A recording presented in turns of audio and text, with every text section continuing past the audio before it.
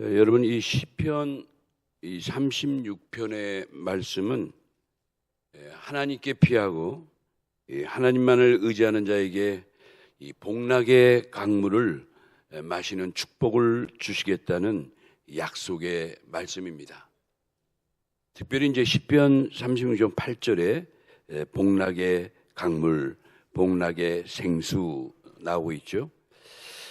여기서 말씀하는 이 복락의 생수는 결국 하나님 자신에게서 흘러나오는 생명과 기쁨의 은혜의 생수를 가리킨다라고 우리가 이해를 할 수가 있습니다.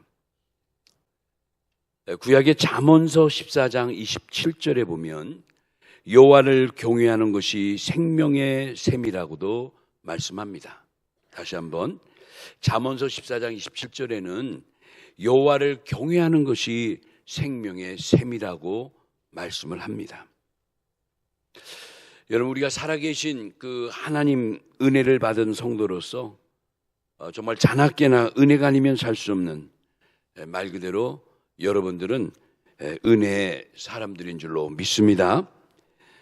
그 중에서도 우리가 특별히 감사해야 할 것이 하나 있는데, 바로 그것은 여러분과 저와 같은 이러한 자들을 하나님께서 만세전에 하나님의 택한 약속의 백성으로 삼아주시고, 그리고 웬 은혜인지 웬 뜻인지 우리에게 믿음을 주셔서 예수 그리스도의 십자가의 공로가 참으로 우리에게 너무너무 믿어지고, 그래서 우리가 죄사함을 얻고 의롭다함을 입은 은혜의 사람들이 됐다는 것만 생각해도 너무너무 감사한 거예요.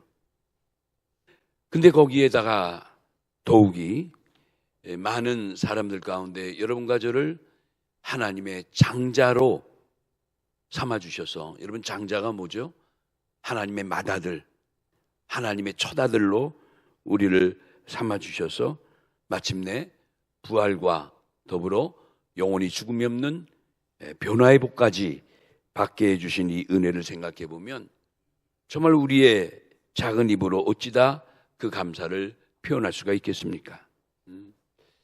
그래서 우리는 이 평생 먹든지 마시든지 무엇을 하든지 그러한 은혜를 베풀어 주신 하나님께 감사하면서 때마다 시마다 허락하신 말씀 앞에 우리 모두는 아멘, 아멘 하면서 하나님께 영광 돌리는 존재들이 되어야 할 줄로 믿습니다. 자, 그런데 우리가 누릴 또 하나의 은혜가 있어요. 바로 그 은혜가 생수를 마시는 은혜예요. 오늘 말씀처럼 복락의 생수를 마시는 은혜라. 우리가 사복음서의 요한복음에 보면 예수님이 이런 의미 있는 말씀을 하시는데, 요한복음 7장 37절에서 39절에 보니까 예수님의 배에서 생수가 강같이 흘러넘친다는 표현을 하세요. 배에서 생수가 강같이 흘러넘친다는 거예요.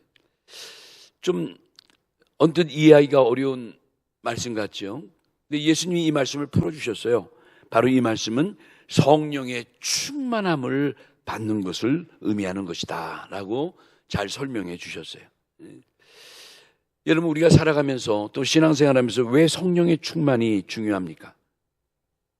성령이 충만한 삶을 살아가면 만사가 형통하기 때문에 그런 거예요. 그래서 정말 우리는 성령을 사모하고 정말 우리들의 심령 속에 성령이 충만할 수 있도록 간구하고 기도해야 돼요. 여러분, 우리가 성령이 충만하게 되면 좋은 점이 뭐냐? 첫째, 우리 마음에 어떠한 일을 만나도 여유가 생깁니다. 아무리 다급한 일, 아무리 생각지 못한 위기가 닥쳐도 뭐가 생긴다고요? 여유가 생겨요. 왜요? 성령께서 이미 내가 듣기 전에, 내가 알기 전에 다 알고 계시니까 나로 하여금 능히 대처하고 극복할 수 있는 길을 열어주신다는 걸 믿고 있으니까 마음에 여유도 있고 자신감도 넘치고, 아무리 다급한 일이 있어도 우리는 이겨낼 수가 있는 거죠. 여러분, 성령이 충만하면 모든 슬픔도 이겨낼 수 있어요. 모든 아픔도 이겨낼 수 있어요. 성령이 충만하면 내 마음속에 지울 수 없는 많은 미움과 증오심과 원수도 사라지게 할 수가 있어요. 예수님 우리에게 말씀하시기를 원수까지도 사랑하라고 그러죠. 여러분 어떻게 원수를 사랑해요? 내 남편도 내 아내도 내 자식들도 사랑하기가 만만치 않은데 나를 힘들게 하는 원수까지도 사랑하라? 예수님은 성령 충만함을 배경삼아 하신 말씀이에요. 너희가 성령이 정말 충만하면 원수까지도 받아들인다는 거예요. 그렇죠. 여러분 오늘 저는 이 본문 말씀을 가지고 크게 두 가지를 생각해 보려고 하는데, 그중에 이제 첫 번째가 복락의 생수가 마르는 원인. 복락의 생수가 마르는 원인. 저도 이제 복락의 생수가 뭐라고 말씀드렸죠. 바로 이것은 하나님께로부터 직접 허락되는, 흘러넘치는 바로 큰 기쁨과 큰 즐거움의 생수라 이 말씀을 드렸어요. 한마디로 은혜의 생수를 말하는 거죠. 이게 마르는 원인이 있어요. 여러분 하나님께서는 우리에게 이런 전혀 마름이 없는 넉넉한 생수의 강을 때마다 시마다 허락해 주시는데도 오히려 우리의 마음의 샘은 점점 말랐고 오돌아지는 삶을 사는 사람이 있어요. 또 그렇게 살아가는 때도 우리가 느껴요. 그렇죠. 내 신앙의 삶에 복락의 강수가 점점 마르게 되면 결코 우리의 삶은 풍성할 수도 없고 여유로울 수도 없고 늘 강박하고 쪼달리고 그렇죠. 불평거리가 되는 거예요. 자, 이런 면에서 이런 생수가 말라가는 원인이 어디 있을까? 이제 성경적으로 이런 복락의 생수가 자꾸 이렇게 고갈되는 원인을 좀 찾아봤더니 다음과 같이 몇 가지가 나오는데 여러분 잘 한번 기억하시고, 저는 오늘 일부 예배 때 이 말씀을 드리면서 우리 다 같이 이 말씀 속에 내 신앙, 현재 나의 신앙의 주소를, 내 신앙의 현주소를 한번 셀프 체킹, 각자 스스로 점검해 보자 라고 말씀을 드렸어요. 역시 여러분도 한번 스스로 점검해 보세요. 생수가 내 마음속에 말라가는 원인 첫 번째, 하나님 앞에 인색할 때 그러합니다. 하나님 앞에 인색할 때 내 마음의 생수가 더 말라가는 거예요. 아니, 부족함이 없는 그 넉넉한 은혜를 받고 있으면서도 그에 합당한 감사가 따르지 않고 합당한 반응이 하나님 앞에 드려지지 않으면 그건 바로 인색한 거죠. 여러분 하나님 앞에 인색한 것은 사실 인간이 자기 꾀에 넘어지기 때문에, 자기 꾀에 넘어가기 때문에 하나님에게까지 인색하게 된다고 성경은 말씀하고 있어요. 여러분 그 전도서네요. 전도서 7장 29절에 보면 이런 말씀이 있어요. 거기 보면 내가 깨달은 것은 오직 이것이라. 곧 하나님은 사람을 정직하게 지었으나, 하나님은 우리를 정직하게 지으셨대요. 그런데 사람이 많은 꾀들을 내고 있다는 거예요. 여기 자기 꾀, 인간의 꾀, 세상적인 꾀, 이건 지혜하고 다른 거예요. 지혜는 하늘에서 내려오는 거라면 꾀는 그 출처가 땅에서 올라오는 거예요. 여러분 지혜로 살아가야 됩니까? 꾀로 살아가야 됩니까? 그렇죠. 하나님의 백성은 위로부터 주시는 지혜를 갖고 살아가야 돼요. 그 지혜를 강구하고 그 지혜를 붙들고 살아가야 되는데 자칫 순간적으로 그걸 놓칠 수가 있어요. 뭘로? 땅에서 올라오는 꾀에 유혹돼 가지고 지혜가 아닌 꾀를 붙들고 살아가는 사람이 있을 수 있다는 거예요. 그렇게 될 때 우리는 하나님 앞에 인색하게 돼요. 감사가 줄어들고 시간을 드리는 것, 물질을 바치는 것, 봉사하고 헌신하는 것, 예배드리고 또 여러 가지 많은 교회가 함께 섬기는 모든 일에 내가 자꾸 인색해져요. 나 하나 빠지면 어때? 그까짓 것. 이 하나님 앞에 인색한 게 결국 우리들의 많은 꾀로부터 나온다는 거 꼭 기억하세요. 그래서 우리가 이걸 이겨내야 돼요. 인색하면 모든 게 다 아까운 거예요. 아깝기 짝이 없는 거예요. 자, 두 번째, 생수가 말라가는 원인, 은혜 받고 말씀을 받는데 게으르면 그렇게 된다. 게으를 때, 은혜 받는 일에, 말씀 받는 일에 게으르면 오히려 우리 마음의 셈이 점점 고갈돼 간다. 여러분 이 말씀 잘 들어보세요. 우리 하나님의 마음은 하나님의 말씀 속에 잘 그려놓으셨어요. 그래서 우리가 성경을 열심히 읽고 배우는 이유가 하나님의 마음을 제대로 알고 하나님이 정말 기뻐하시는 일을 제대로 하기 위해서 우리가 그렇게 하는 거죠.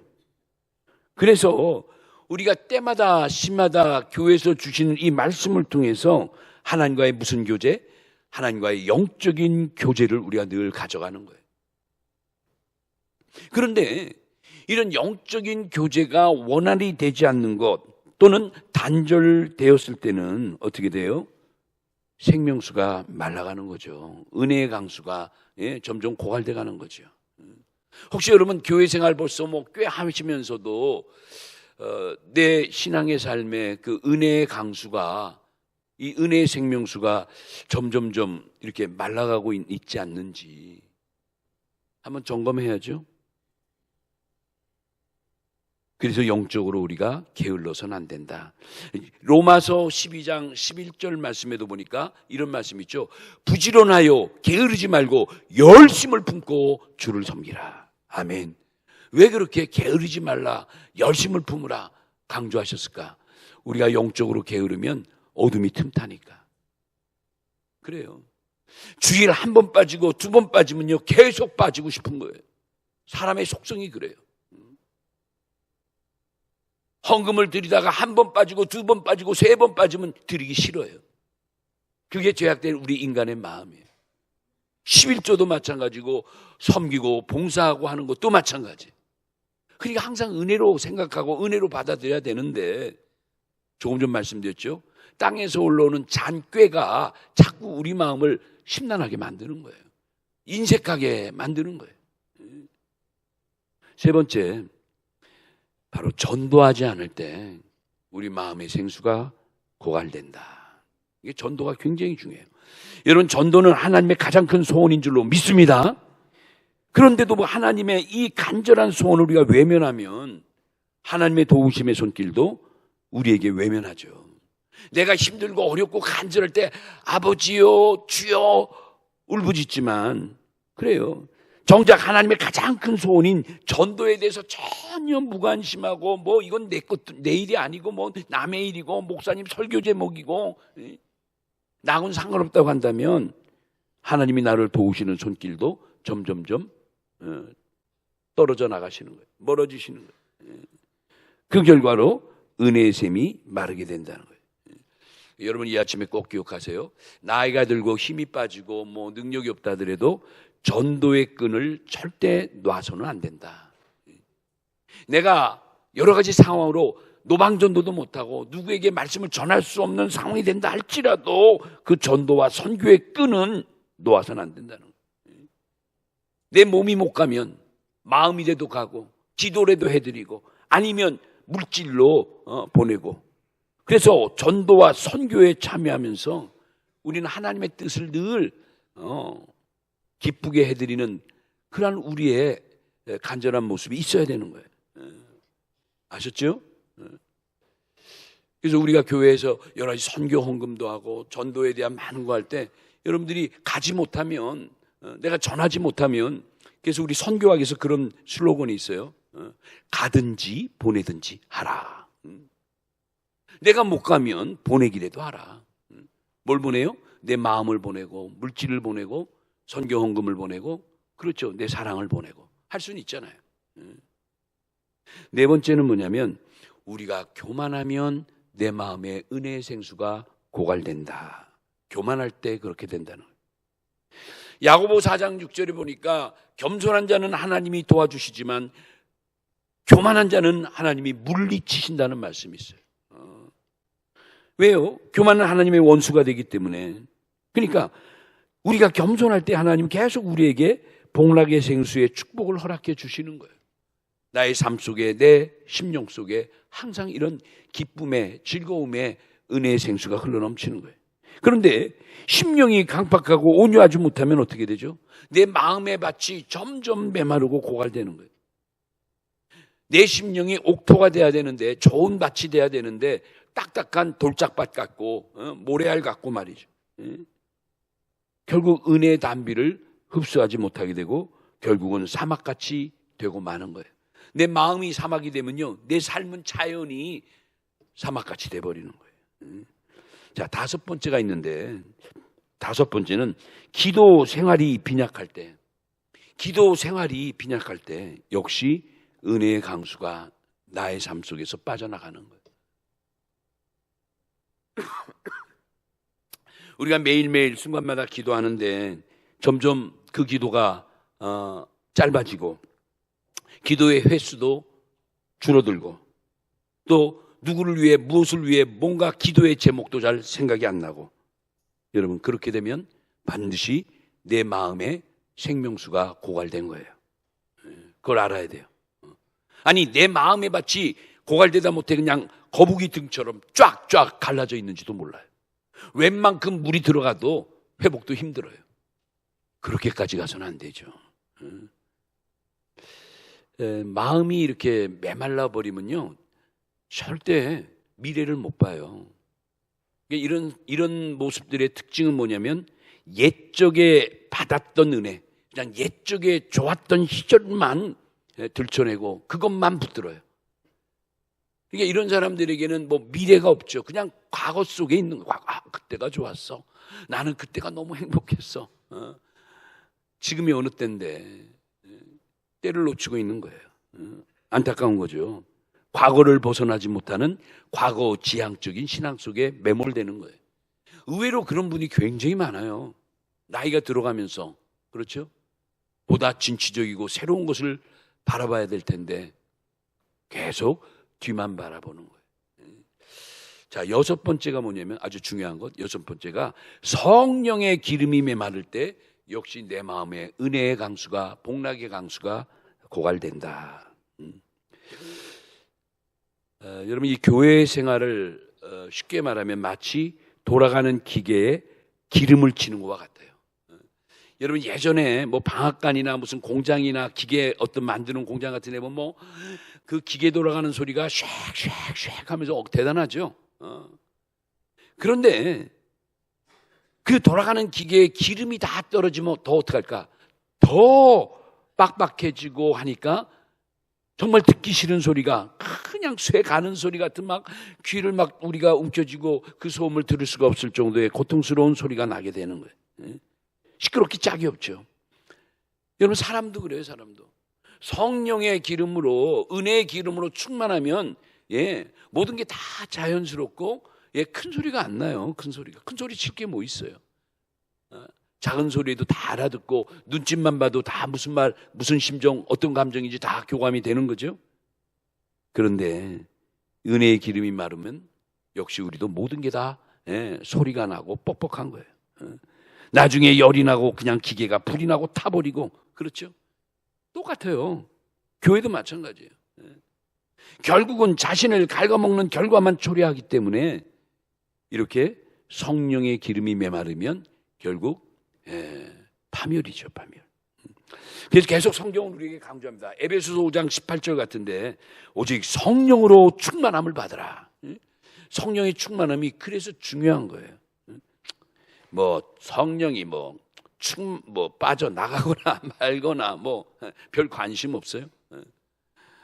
나중에 정말 후회 막심하게 되는 거죠.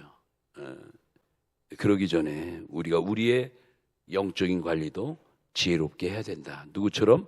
슬기로운 다섯 처녀처럼, 미련한 다섯 처녀처럼 그냥 뭐 대버러져 잠만 자는 게 아니고, 나 몰라라 하는 게 아니고, 그냥 뭐 무심하게 지내는 게 아니고, 그래도 이런 데 예민해서 적어도 신앙생활만큼은, 예배생활만큼은, 말씀 받는 것만큼은 예민해서 지혜로운 다섯 처녀와 같이 넉넉한 기름을 준비하는 것이 굉장히 중요한 거예요.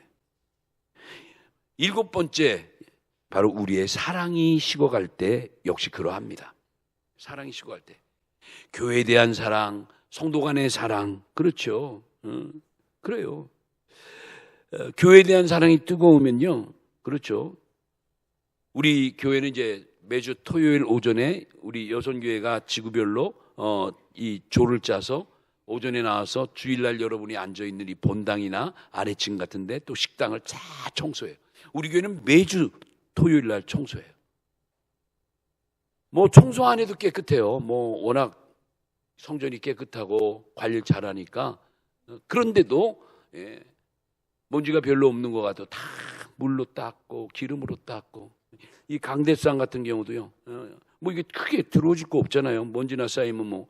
그런데도 우리 권사님 집사님들 이 바닥이나 여러분 앉아있는 의자나 또는 뭐 피아노나 뭐 여기 이 성구들 정말 하나님의 집에 있는 거룩한 기구라고 생각해서 우리 주님 몸 닦아드리듯이, 아니 우리 교회가 예수님의 몸이니까, 또 예수님 우리 교회의 머리시니까 정말 이 예수님의 몸을 닦듯이 그렇게 열심으로 땀을 흘려 청소하시는 거예요. 정말 어제 같은 날, 또 요즘 얼마나 날씨가 더워요. 가만히 있어도 그냥 쏟아지는 땀인데 큰 오셔서 좀 이렇게 땀을 흘리고 청소하는 거 보면 정말 고개가 숙여지고 정말 존경스러운 거예요. 그게 바로 신앙의 힘이고 은혜의 힘인 거예요. 여러분, 교회를 사랑하고 이웃을 사랑하고 말씀을 사랑하는 이 사랑의 마음이 우리의 삶을 윤택하게 만드는 겁니다. 할렐루야. 그래서 사랑하라고 말씀하시는 거예요. 그렇죠. 마지막 한 가지 더 말씀드리면, 나의 삶에 찬양이 점점 식어질 때, 찬양이 점점 없어질 때 내 마음에 은혜의 생수가 점점 메말라 꼬드라지는 거예요. 여러분, 하나님이 우리의 찬양을, 우리의 찬송을 너무너무 기뻐하세요. 여러분 믿습니까? 이사야 43장 21절에 보면 이런 말씀이 있어요. 이런 말씀 우리 한번 다 같이 한번 읽어봐요. 자, 우리 다 같이 이사야 3장 21절 말씀 큰 소리로 시작. 이 백성은 내가 나를 위하여 지었나니 나를 찬송하게 하려 함이니라. 하나님이 여러분과 저를 지으신 것은 왜 지었는가? 여러 가지 목적이 있지만 아주 중요한 것이 하나님을 찬송하라고, 하나님을 찬양하게 하기 위해서 여러분과 나를 택하여 세우신 거라는 거예요. 그러니까 우리들의 사명 중에 하나가 하나님을 찬양하는 거예요. 그니 우리 참 시온 찬양대 엘리합주단 너무너무 귀한 직분하는 거예요. 제가 늘 말씀드리지만 찬양하는 나시린, 노래하는 구별된 하나님의 사람들 아닙니까? 구약시대의 나시린은 거의 제사장과 같이 하나님께 바쳐지고 하나님께 온전히 드려진 사람들이잖아요. 절대 그들이 금기해야 될 세 가지가 있었죠. 독한 포도주를, 그리고 그 죽음의 시체를, 그리고 삭도를 대지 않는 이 나시린. 그렇게 함으로 하나님께 바쳐진 헌신의 사람이라는 것을 증명하는 거예요. 여러분, 우리가 이 시대에 정말 찬양하는, 하나님을 찬송하고 하나님을 찬양하는 신령한 나시린들이 되어야 될 줄로 믿습니다. 한 가지 말씀드릴게요. 사도행전 16장 25절 이하에 보면 이 바울과 실라가 이 복음을 전하기 위해서 세계 전도 여행을 갔는데, 이 유럽의 그 관문이라 할까, 바로 이 빌립보라고 이름하는 조그만 그 도시에 가서 복음을 전하기 시작한 거예요. 근데 여기에 그만 갔다가 여러 가지 봉변을 당했죠. 귀신 들린 자를 쫓겨주고 병든 자를 낫게 해줬는데 이게 빌미가 돼서 이 사람이 그 빌립보 사람들이 바울과 실라를 고발해가지고 결국 감옥에 투옥됐어요. 일신나게 얻어맞고 그냥 뭐 온몸이 다 몽둥이로 얻어맞고 손발이 착고가 채여가지고 차디찬 감옥에 갇히게 됐는데, 그날 밤에 이 사도 바울하고 실라가 우리 이렇게 그냥 여기서 끙끙대고 있으면 오히려 고통 속에 죽어갈 수 있다고, 우리 하나님을 부르짖자고 해서 그 감옥 속에서 그 두드러 맞고 피투성이 된 얼굴을 가지고 둘이 의지하면서 어떡하죠? 하나님을 찬양하고 뜨겁게 기도하기 시작한 거예요.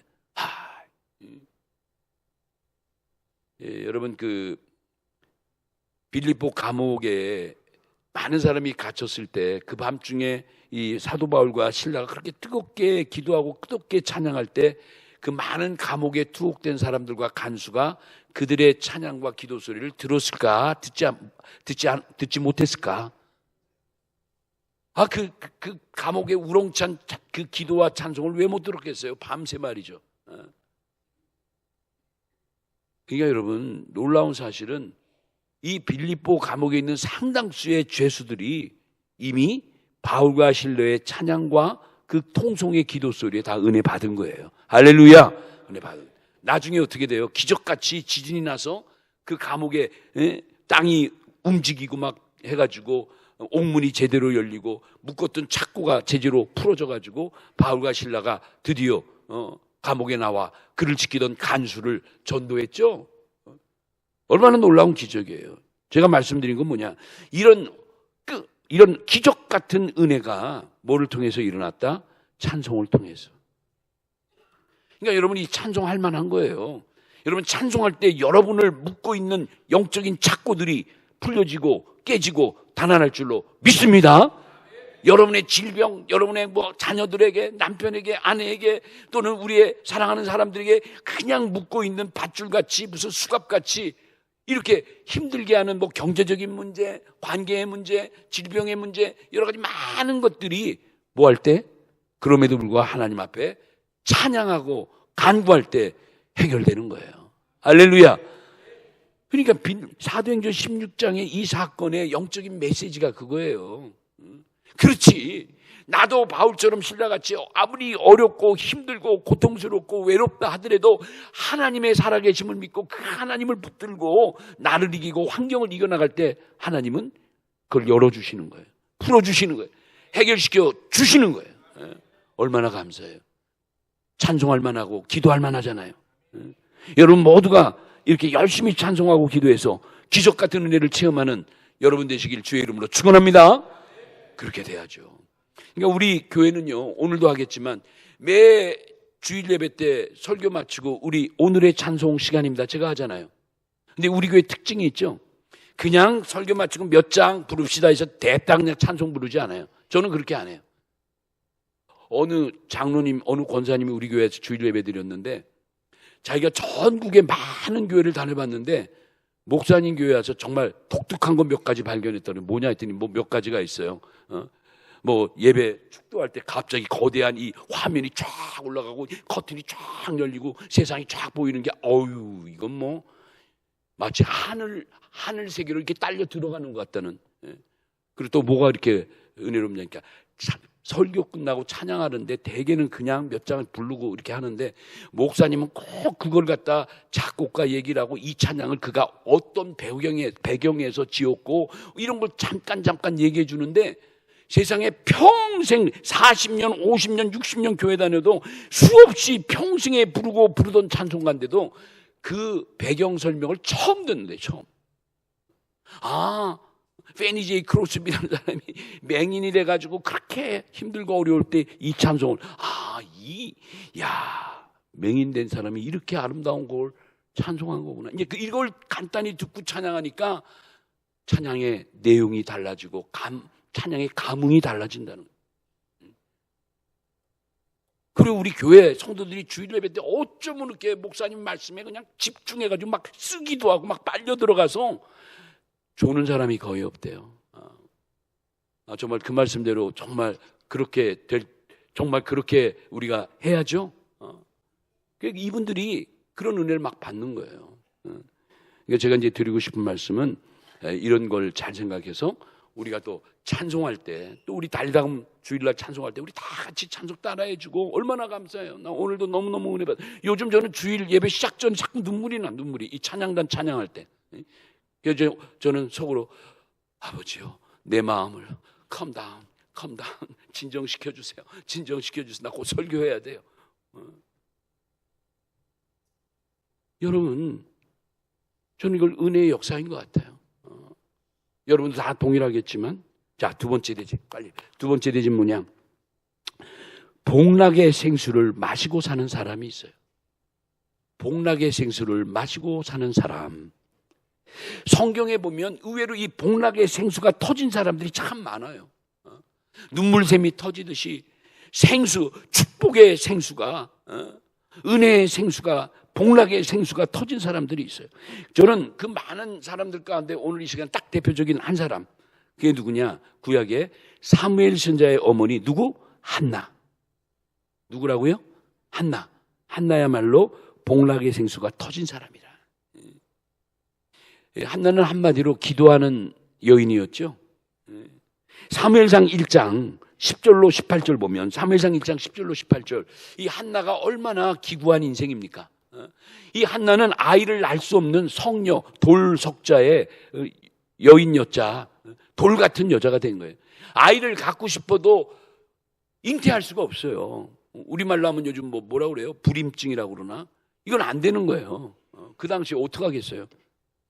그런데 이런 돌 같은 한나가 하나님께 울부짖고 기도하면서 마침내 응답받아서 결국 아들을 잉태하게 되는데 그 아들이 그 위대한 이스라엘의 용도자 사무엘 선지자가 된 거예요. 사무엘 선지자를 잉태한 거예요. 놀라운 역사죠. 중요한 것은 이 한나 한 사람의 기도로 말미암아 은혜의 샘물이 터지고 복락의 강수가 터져서 결국 이렇게 굵직한 이스라엘의 지도자 사무엘을 낳게 됐지만 중요한 건 그가 낳은 사무엘이 마침내 이스라엘 나라 전체에 뭘 일으키죠? 대영적 각성 운동을 일으키면서 어두웠던 사사시대에 여러분 우리 구속사에서 사사시대 모세와 여호수아가 죽고 나서 이스라엘 백성들은 왕이 없는 사사시대 암흑기에 들어가죠.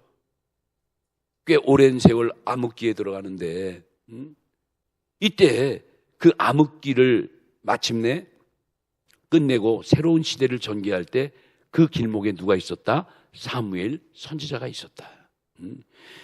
그러니까 이 사무엘 선지자가 엄청 의미 있는 거예요. 왜 그러냐면 이스라엘 나라의 구속 섭리의 줄기가 구속사의 줄기가 자칫하다 끊어질 뻔했어요. 넓게 보면 한나란 여인이 바로 그 지점에서 끝까지 굴하지 않고 눈물로 피로 매달려 기도하면서 응답하다 사무엘을 낳음으로 어떻게 되죠? 그렇죠. 구속사의 맥락을 이끌어가며 쓰러져가는 이스라엘의 암흑기를 다시금 밝혀놓는데 놀라운 역할을 하게 한 걸 보면 한나의 한 사람의 그 기도가 바로 이스라엘 나라를 전체를 살린 거예요. 할렐루야! 이런 기도하는 어머니, 기도하는 성도. 여러분, 기도하는 어머니가 있는 자녀는 절대 망하지 않아요, 여러분. 오늘 우리 찬양에도 얼마나 귀한 평생에 나에게 들려주신 어머니의 그 성경 말씀, 다니엘의 위엄과 모든 걸 들려주시고 재미있게 들려주신 어머니의 말씀, 찬송만 불러도 눈물이 나려고 그래. 마침내 기도하는 어머니 한나를 통해서 태어난 사무엘 선지자도 역시 기도하는 사람이 됐잖아요. 그 사무엘상 12장 23절에 보면 사무엘상 12장 23절에 사무엘이 정말 놀라운 위대한 말을 해요. 말씀을 해요. 내가 결단코 기도하기를 시도하는 죄를 범치 않겠노라. 뭐예요? 결단코 기도하기를 싫은 죄를 범치 않았다는 거예요. 범치 않겠다는 거예요. 얼마나 위대한 고백이에요.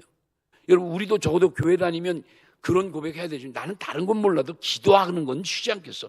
난 기도만큼은 매일매일 짧게 하든 길게 하든 이런 고백이 나와야죠. 내가 기도를 언제 했지? 주일날 하고 지금이 토요일 저녁인데 그런 사람이 있어요? 기도 그냥 식사하실 때 그냥 잠깐 머리 숙였다 그 기도로 그 간주하시나 혹시도? 그것도 기도는 기도지만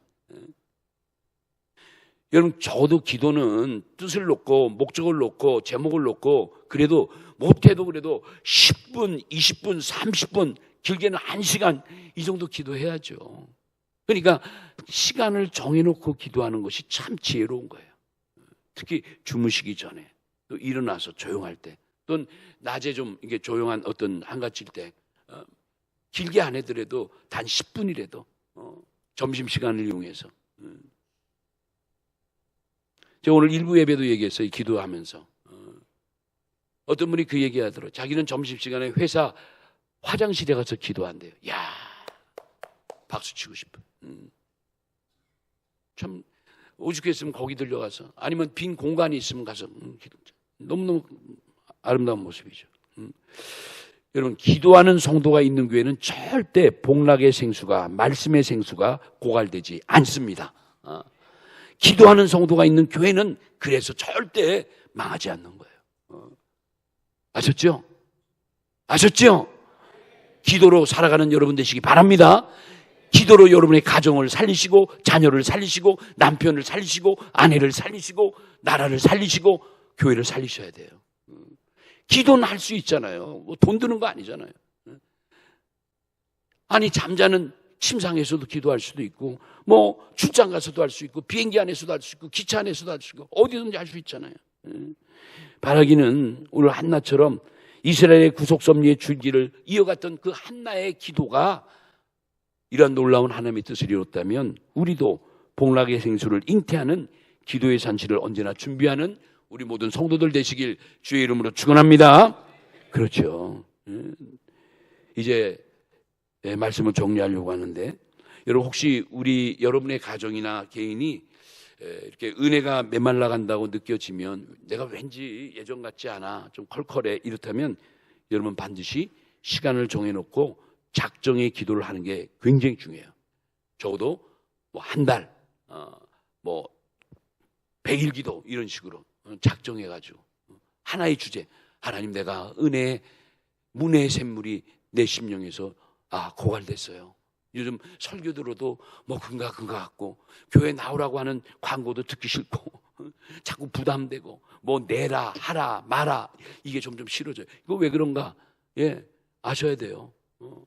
내 마음에 은혜의 강수가 메말라서 그래요. 그러니까 여러분 이 심령이 메마른 상태에서 뭘 할 수가 있겠어요? 아무것도 못해요. 은혜가 메마르면 진짜 하찮은 것도 싫어요. 누가 옆에서 뭐 은혜로 말하는 것도 듣기 싫어요. 그러니 얼마나 힘들어요. 사랑하는 성도 여러분, 이런 모든 걸 여러분이 이겨나가기 위해서 우리가 정말 때마다 시마다 하나님께 구하고 오늘 주신 이 말씀 가지고 다시 한번 복락의 강수, 은혜의 강수를 회복하는 우리 모두가 되시길 주의 이름으로 축원합니다. 그렇게 돼야 돼요. 이 사람이 자기가 가는 대로 그냥 자기를 내버려 두면 그냥 떠내려가요. 여러분 잘 들으셔야 돼요. 그래서 우리는 갈 대로 가라라는 상을 절대 가면 안 돼. 세상 노래는 뭐 캐세라 세라 뭐 옛날이죠. 캐세라 세라 뭐 이게 뭐 내버려 둬라 레디비 이 굉장히 노래 유명한 노래인데 가사는 좀 생각해야 돼. 나를 내버려 둬라 내버려 둬라 내버려 둬라 그래. 근데 그렇지 않아요. 내가 어디로 흘러가는지 알아야 되잖아요. 믿는 사람들은 우리 말씀의 성도들은 절대 나를 내버려 두면 안 돼요. 갈 대로 가라고 던지면 안 돼요. 왜요? 어둠의 세계가 그렇게 강하게 그 말을 기다리고 있다가 채가는 거예요. 오케이 내버려 두라고? 오케이 내가 가져간다 임마. 말이라도 그렇게 하면 안 돼. 아셨죠? 세월을 아끼고 오직 우리는 어디에 붙잡혀야 된다? 주님의 손에, 은혜의 손에, 구원의 손에 붙잡혀 있는 여러분 되시기 바랍니다. 그러고 살아가야죠. 그러고 살아가야 돼요. 여러분 구약의 에레미야 48장 10절에 이런 말씀이 있습니다. 오늘 이 말씀하고 이제 마무리할 건데 우리 다 같이 한번 읽어야 돼요. 에레미야 48장 10절 말씀 아예 마음속에 딱 새기듯이 오늘 같이 읽어야 돼. 시작. 여호와의 일을 게을리하는 자는 저주를 받을 것이요 자기의 칼을 금하여 피를 흘리지 않는 자도 저주를 받을 것이로다. 여러분 이 말씀 하나님의 일을 게을리하면 안 된다는 거예요. 여기도 아주 중요한 거. 자기 칼을 금하여 피를 흘리지 않는 자도 저주. 이거 아주 중요한 표현인데 이게 뭐냐면 뜻이 하나님이 우리에게 마땅히 해야 될 우리의 사명의 일들을 내가 하지 않고 그 사명의 일들에 정말 피 흘리듯이 최선을 다하지 않는 자도 뭐한다? 하나님께서 복락의 강수를 뺏어가신다는 거예요.